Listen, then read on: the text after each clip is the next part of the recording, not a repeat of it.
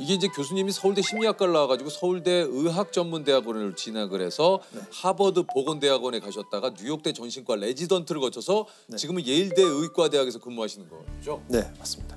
야, 이름만 들어도 뭐 그냥 아니, 명문대를 뭐 하버드까지 거쳐서 뭐 어디서 얘기하면 거짓말이라고 하겠어요. 아니 진짜 서울대 심리학과를 나와가지고 야, 아니 이게 이 과정 다 거치려면 이게 몇 년 걸립니까 이게?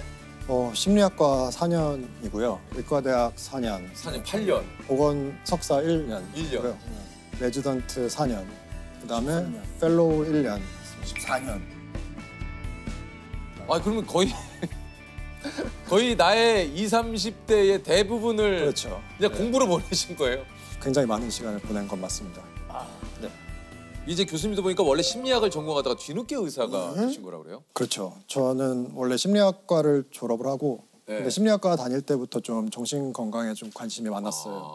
그러다가 이제 제가 좀 주변에서 사람들을 좀 많이 잃었거든요. 그 대학교 1학년 때 선배 한 분이 스스로 목숨을 끊으셔서 돌아가셨고 또 군대에서도 이제 비슷하게 동기가 한 명이 그렇게 떠났고 그러면서 제가 자살을 좀 막고 싶다는 생각을 했던 것 같아요. 그래서 어떻게 하면은 내가 자살을 막을 수 있을까 이런 생각을 하다가 정신과 의사가 아마 자살하고 가장 맞닿아 있는 직업이 아닌가 그런 생각이 들어서 그래서 뒤늦게 군대도 갔다 온 후에 의과대학에 갔습니다. 그러셨군요. 교수님이 뉴욕대 병원 레지던트 시절에 응급실에서 근무를 하셨다는데 이게 미국에서는 정신과 선생님이 응급실에서 근무하세요? 네, 그 미국에서는 자살 생각이나 이렇게 스스로 목숨을 끊고 싶다는 생각이 들면 병원에 가는 게 좀 어느 정도 보편적으로 받아들여지는 그래요? 네. 그래요? 네, 그리고 뉴욕 같은 경우에는 이제 주마다 조금씩 다른데 응급실에 정신과 응급실이 따로 있는 데가 있어요. 그래서 신체적인 응급실이 따로 있고 정신적 응급실이 따로 있는 거예요. 야, 이거는 참 또 몰랐어요. 네. 미국은 응급실에 정신과가 또 따로 있다라는 게. 이제 밤에 응급실에 올 정도면 굉장히 위급한 상황이잖아요. 그래서 자살 생각이라는 게 결국 밀물, 썰물처럼 이렇게 들어왔다가 다시 나갔다가 이렇게 하거든요. 그래서 그 시간을 확보해 드리는 게 가장 중요하고요. 사실 정신과 약이라는 게 이렇게 먹자마자 바로 드는 게 아니라 좀 시간이 필요하기 때문에 거기에서 어떤 직접적인 치료를 한다기보다는 이제 시간을 가지고 네네 그렇게 하는 겁니다. 그 어떤 충동을 느끼고 실행에 옮기기까지 시간이 어느 정도 걸리나요? 보통 평균적으로 10분 정도 걸린다고 해요. 10분이요? 네, 그래서 굉장히 짧기 때문에 그 순간순간에 개입을 하는 것만으로 이제 자살의 위험성을 상당히 낮출 수가 있어요. 네.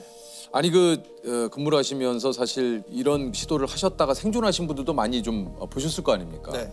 보통 이렇게 그분들께서 이제 깨어나시면 어떤 얘기를 주로 하시나요? 대부분 10중 8구의 경우에는 내가 살아있어서 다행이다라고 말씀을 하세요. 그래서 제가 실제로 뉴욕에서 병원에 일할 때 거기에서 자신 얼굴에 총을 쏜 할아버지가 있었어요. 근데 이게 다행히 비껴가서 여기 일부가 손상이 되신 거예요. 그분한테 이제 제가 살아계셔서 기분이 어떠시냐 이렇게 물었더니 정말 이제 한쪽 얼굴이 손상이 됐기 때문에 웃기도 쉽지 않으신데 살짝 웃으시면서 그래도 살아있어서 다행이다 이렇게 말씀하셨던 환자가 기억에 남아요. 제가 응급실에서 정신과 좀 문제, 특히 자살 생각으로 오신 분들한테 꼭 드리는 말씀이 오늘 병원에 와주신 결정 정말 잘하신 결정이에요. 이렇게 말씀을 드리고요. 용기 내주셔서 고맙습니다. 이렇게 말씀드립니다. 용기 내주셔서 고맙습니다. 네.